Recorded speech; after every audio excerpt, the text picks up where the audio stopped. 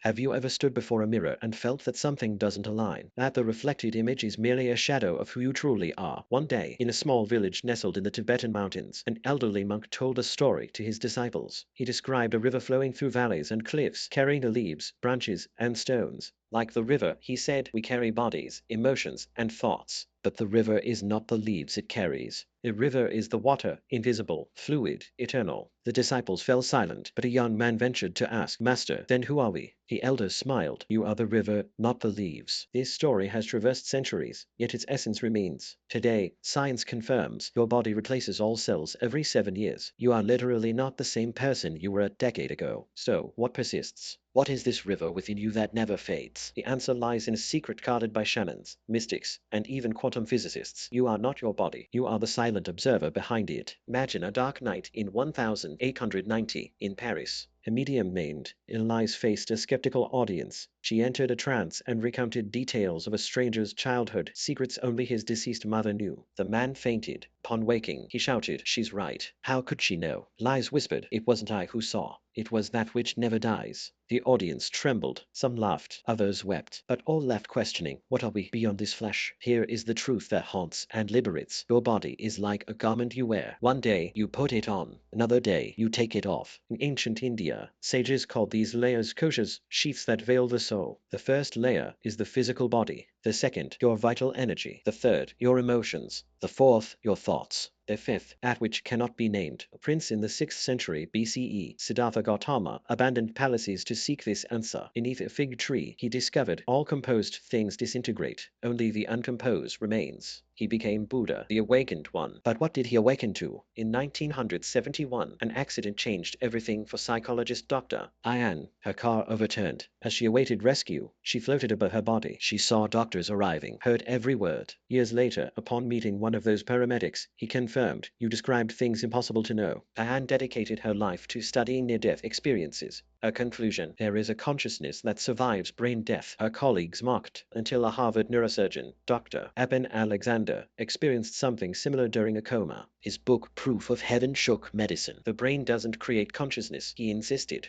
It's a radio tuned to it. But why does this matter? Because if you are merely a body, death is the end. But if you are the radio, not the music, everything changes. In ancient Rome, slaves found hope in the cult of Mithras, which preached the soul's immortality. Centuries later, a Jew named Yeshua Jesus was crucified for saying, My kingdom is not of this world. 3 days later, followers swore they saw him alive. His message, you are gods. No wonder he was killed. Now, close your eyes. Feel your heartbeat. Who is feeling? A brain, or something using the brain to perceive? In neuroscience labs, volunteers' brains are electrically stimulated. They report seeing lights, hearing voices, but no electrode has ever produced spiritual insight. No shock has created pure love. Why? Because consciousness isn't in the brain, it uses the brain. Like a pianist uses a piano, but isn't the piano. Consider a disturbing thought experiment. Imagine scientists transplant your brain into another body. Where would you be, in the brain or the body? Now, imagine copying your thoughts into a computer. Would that be you? Or a replica? The answer reveals your true nature. If you think you'd be in the brain or computer, you still identify with matter. But what if you're the observer of both brain and computer? This is the secret kept by all great masters. Lao Tzu spoke of the Tao, that which cannot be spoken. Sufis danced to forget the ego. Kabbalists deciphered the Zohar, seeking the Ein Sof, the infinite. Even Einstein, an atheist, admitted the human mind cannot conceive a force transcending space and time. Yet it is the most powerful force. But how does this affect your life? Let's go to the Sahara Desert. There, nomadic tribes perform an ancestral ritual. At night, they sit in a circle, recounting stories of ancestors. They are here, they whisper. Listen, the wind carries voices. To them, death is like passing through a curtain. You don't vanish, you change rooms. In 1920, a case shook London. Dorothy Eady, a young Englishwoman, fell downstairs at age 3. Pronounced dead, she awoke speaking a strange language. Years later, Egyptologists identified it as ancient Egyptian. She swore she was the reincarnation of an Isis priestess. Skeptics laughed, until she led archaeologists to unknown ruins in Abydos. Here lies Seti I's temple, she pointed. They dug, and she was right. How did an English girl know? Reincarnation.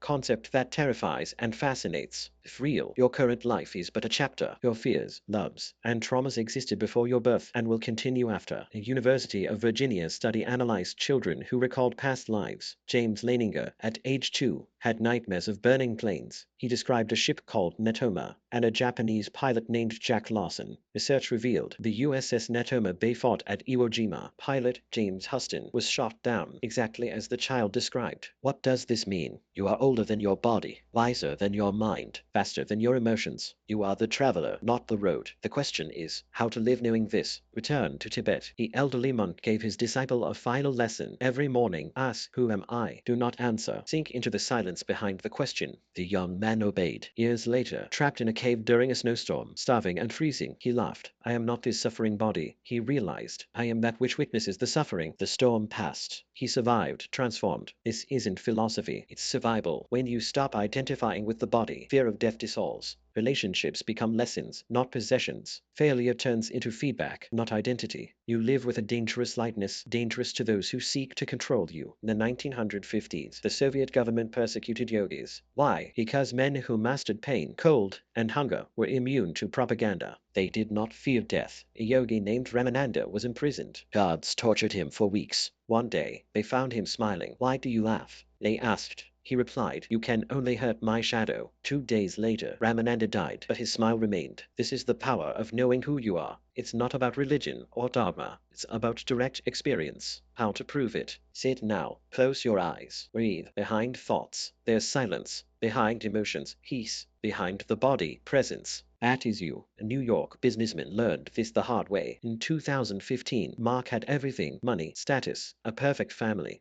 Then cancer. You have 6 months, doctors said. That night, he stared into the mirror and screamed, who am I? No answer came. He sold everything, went to India. In an ashram, a monk gave him a mantra. Neti neti, not this, not this, not the body, not the mind. Not on a remote Pacific island, elders of a forgotten tribe perform a ritual defying logic. During the full moon, a chant echoes through valleys and mountains, summoning the asterisk eternal guest asterisk. At the ceremony's end, a cold wind invades the sacred cave, extinguishing all torches. In the dark, whispers in dead languages sound. They are the voices of those who have passed, explains the shaman. They come to remind us that death is but an ajar door. An anthropologist who witnessed the ritual in 1987 called it the purest evidence that consciousness survives beyond the body. His report was censored. Why? Some truths are too dangerous for those clinging to the illusion of control. In the 1960s, physicist Hugh Everett Roman III proposed a revolutionary theory, parallel universes. Every decision, he argued, creates a new reality. But what if your soul could navigate these infinite versions of itself? In 2008, an Arizona woman named Laura had a vivid dream. She saw herself dying in a car crash. She awoke in panic and changed her daily route. That day, the path she avoided suffered a landslide. Coincidence? Laura swore that in the dream, a voice whispered, you are not this body. Thus, you may choose another thread. This is the mystery quantum physics begins to touch. Subatomic particles exist in 2 places at once.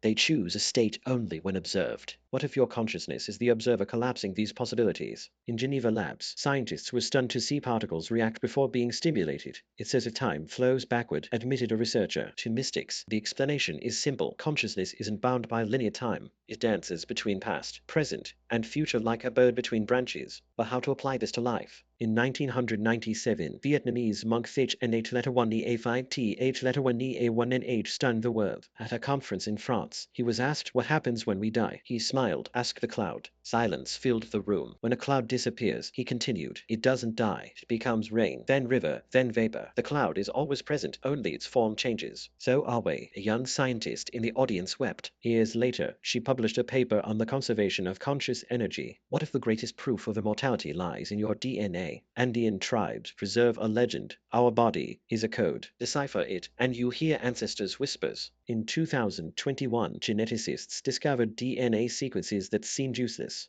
They don't encode proteins or determine traits. Junk DNA, they called it, but Russian biophysicist Dr. Petrov disagreed. He exposed these sequences to specific sound frequencies. The result, perfect geometric patterns, identical to symbols in Siberian shaman caves. It's a message, he claimed, a signature of the programmer. His paper was retracted from scientific journals. Here's the taboo. Admitting biology might be an interface. Just as a computer needs software, the body may require external consciousness. In 2015, an autistic child in India shocked doctors. Without studying astronomy, he drew precise orbits of a distant solar system. It's Tau Ceti, recognized an astronomer. How? The boy's parents revealed. Since childhood, he spoke of a crystal city where he lived before birth. Brain scans showed anomalous activity, but not enough to explain the phenomenon. What do these stories share? They point to a reality beyond the physical, a realm where memories, talents, and even trauma transcend the body. Plato called this anamnesis, the idea that learning is remembering. The soul already knows all. Physical life is a gradual awakening of dormant knowledge. But how to access this wisdom? Return to the Tibetan river. If you are the water, not the leaves, how to dive into the current? The answer may lie in a forgotten Celtic practice. They believed certain trees were portals. Embracing an ancient oak, you could feel the Earth's memory. In 2003, Scottish botanist Dr. Laura proved trees communicate via fungal networks, a natural internet. But on her deathbed, she confessed, there's more. Sometimes I hear their voices.